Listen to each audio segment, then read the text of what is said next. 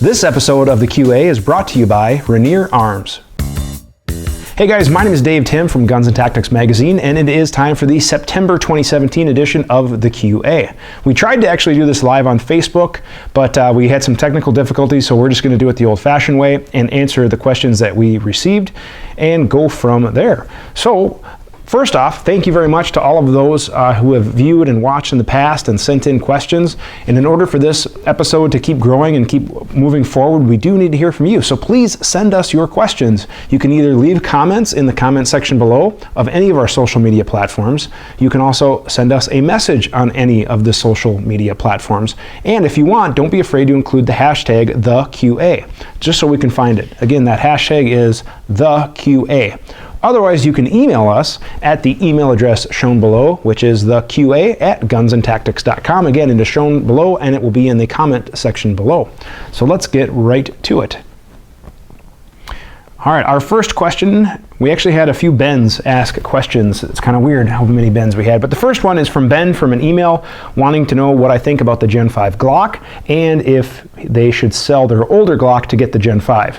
Ben, I actually did a review of the Gen 5 Glock, and you can find that on the gunsandtactics.com webpage. I actually got some hands-on experience with it. I posted some photos, and I think it's a great gun. It's a Glock like all the other Glocks, and it does have some enhancements, but it does have some disappointments. I was really hoping the Gen 5 would all be MOS, all have front serrations, but the trigger does feel better. The ambi slide stop is an improvement, and the grip is better because I don't like finger grooves. But is it enough for me to sell my current Gen 4s? I'm not going to. However, if I was buying something brand new and I wanted just a plain Jane Glock, I'd probably get a Gen 5. But if you're looking to add an optic, then you have to get the MOS or send your slide out to get machined. So just some things there. You can find, again, more of my thoughts on the webpage and look for my article about the Gen 5 Glock. And the second point of your question, would you sell your old Glocks? Probably not. I don't think there's that much of an upgrade. And maybe unless you're at like a Gen 1 or Gen 2 and you wanted a light rail or something like that. But certainly something to consider, but you might not be making a ton of money by selling your old Glock to upgrade. Ben Odom left a comment on YouTube. Looking forward to your Shield RMS review. I like how it's a lower height profile, side loading battery, and less tinted window, and I agree all those things are awesome. I have one more class that I'm hoping to attend in October where I can hopefully get some more high rounds through the Shield RMS, but so far I get a few questions about the Shield RMS and how it's coming along, and so far it's actually holding up great. I don't really have any complaints about it. I've been learning a lot about it, and I have a sample that I can kind of be a little more rough on, and I've already done some drop testing and things with it, and I haven't had any issues. I did scratch the lens a little bit, but we'll talk about that in my full review because it's a polymer lens versus a glass lens, but they do that for durability. But so far, again, I'm really liking the sight picture. I'm liking the fast acquisition of the dot and how well everything is working in the picture that I get. And then, of course, that low profile. Everything's working out well so far with the RMS. I'm carrying it on duty, so I do think it's duty ready. I just want to make sure it's long-term duty ready. That's why I'm running backup sights too. All right, Calvin Brown writes, I'm new to the AR M4 platform and I want to know if a guy who is on a fixed income would be able to do a build for, say, $500 and still have a good end product for a new starter, or would it be better to buy a gun show or store version that is already steady, ready, mostly a range gun that will serve as a potential ranch and home defense piece? Great question, Calvin.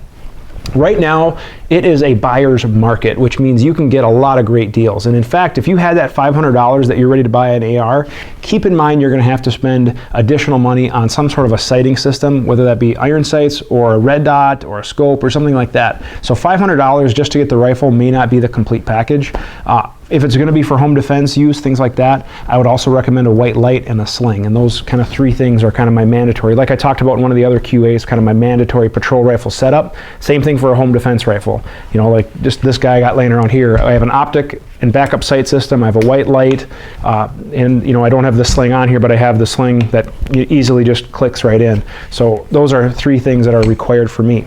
So you might have to spend a little bit more money, plus magazines, things like that. However, the other thing I would tell you is that you could go out and spend $500 on like a DPMS, entry-level Smith & Wessons, the Colt Expanse. Those are all around those $500 depending on sales, or even some of the other brands out there too. Or you could build and still get a really good gun, and in fact you might be a little better off building because you can piece together what you want. Or you can find used stuff. Right now, there's some decent used stuff out there. A local shop had some Colt LE 6920 cop trade-ins for $650, which is a great deal. And they were, used in and out of the squads a lot, in and out of weather. Definitely used guns, but they had low round count, relatively speaking. I would guess most of those guns had well under 2,000 rounds.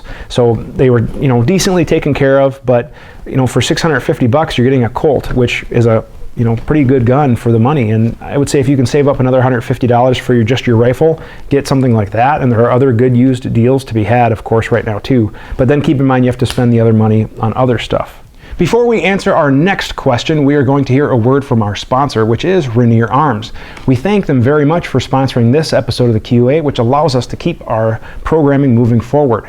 If you like saving money on all of your cool gun gear and you want to get free ground shipping, well then check out the Apex Club from Rainier Arms. For a low introductory rate of $79.95, you get free ground shipping on all of your orders, plus a discount on everything that Rainier carries. And if you know Rainier Arms, you know that they don't carry crap. They carry all of the coolest, newest gear out there from quality manufacturers. And if you join the Apex Club, you get a discount on all of it, plus free ground shipping on all of your orders for a low introductory rate of $79.95.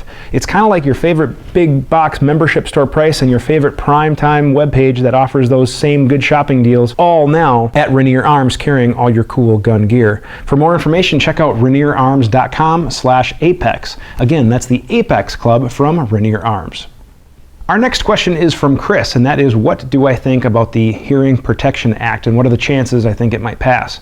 Well, actually, the Hearing Protection Act is something that we've been hearing a lot about in the industry, and I've kind of told people as soon as our president got elected, still it's not going to be anytime soon. However, I did just get an update that on Tuesday, September 12th, 2017, there is a hearing on the SHARE Act, which is a different version of the Hearing Protection Act.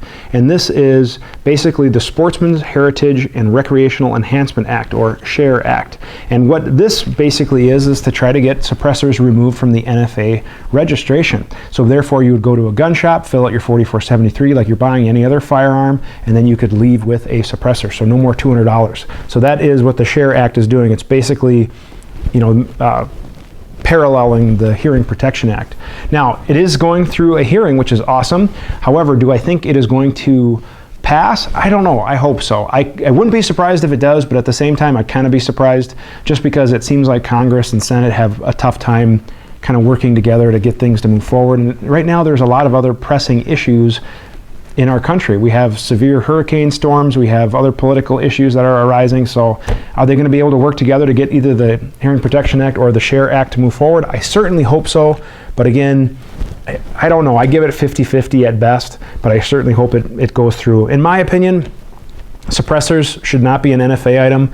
It doesn't do anything on its own. You need the gun to make a suppressor work. And in my opinion, the whole NFA thing is stupid anyway. It should be repealed. I mean, if you can legally own a firearm, all the NFA is doing is collecting a $200 tax for you to be able to do that. So, my opinion, there should be no NFA, but I'm not the ruler of that.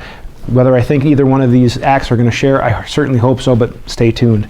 So we will try to post updates on our webpage and our Facebook page as we get more legal updates as well. Our last question comes from Brian, who is looking to learn more about training. Brian, we get a version of this question every so often, or I get it asked every so often, why should I train with you, or who should I go for, or whatever. Now keep in mind there are different tiers of training. There are the high-end trainers that travel around the country. They may have a lot of military, specialty law enforcement experience, competitive shooting experience, championships, etc. And they charge a lot of money per day. They usually offer multi-day courses and they travel around the country.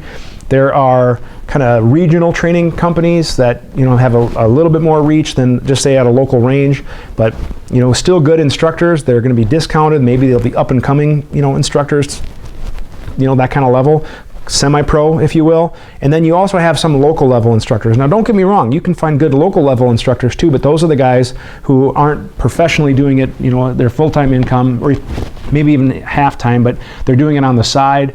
They're just doing it to help people become better shooters, do first steps classes, NRA classes, things like that. Now, a lot of it depends on what you want to learn. If you want to learn how to be a better shooter, just marksmanship, go to a local gun club and get involved with a pistol league or a match, and you'll find the good shooters. You'll see what they're doing. And you can also talk to them and figure out, hey, who would you go to? Or hey, do you teach? Or something like that, because a competitive shooter, can tell you a lot about marksmanship, about recoil management, about follow-through, trigger press, because they're good shooters. The good competitive shooters generally are good shooters. If you're learning to learn more about tactics or mindset or something like that, you may want to seek someone who has a military law enforcement experience. Not to say that you have to, but it certainly helps for them to have some professional experience to be relevant in what they're going to be teaching you. And then don't be afraid to do a bunch of homework. Try to, ask the instructor for references, ask them for reviews. Hey, how can I vet you as an instructor to make sure I'm not going to get in there and not learn much or have a wasted experience or a negative experience? Because what is tough is that if you're new to training, you don't know what you don't know, and if you're learning bad habits, that can, negatively affect your shooting progression moving forward. So try to do as much research as you can. And don't be afraid to ask other people, hey, what did you learn? What did you not learn? What did you like? What did you, not like? And try to do as much independent reviews as you can. And keep in mind, and I say this as an instructor myself, even be suspicious of reviews that you see on people's Facebook or web pages, because they have control over that. They can delete stuff, they can edit things, so you want to be, critical of what it is as well. So that's why I try to find independent sources as well. So I hope that answers your question about training. But that wraps it up for this episode of the QA. If you have any questions, please leave them in the comment section below. You can also use the hashtag #TheQA. We can find it a little bit easier on any one of our social media platforms, or you can email us at the email address shown below. That is theqa@gunsandtactics.com. So we thank all of you guys very much, and because we have a sponsor of Rainier Arms this week, we are going to select a random question with our random number generator, and we will see who our winner is. Random number generator, and our winner is, which number question was that? Brian, you get a prize pack from Rainier Arms. So Brian, I will believe you emailed me. You did. So Brian, I will be emailing you back to get your shipping information, and Rainier Arms is going to send you a prize pack as their thank you for sponsoring this episode and watching the program. So be sure to ask your questions. Again, next month we're going to have another sponsor, so we're going to be doing another giveaway. We're going to give away a prize pack to one lucky asking person, questioner, is that the right term? I'm not exactly sure, but one lucky questioner will get the prize pack next month as well. So be sure to ask your questions by leaving a comment below or emailing us at the email address that we talked about earlier. Thank you guys very much for watching, and have a great day.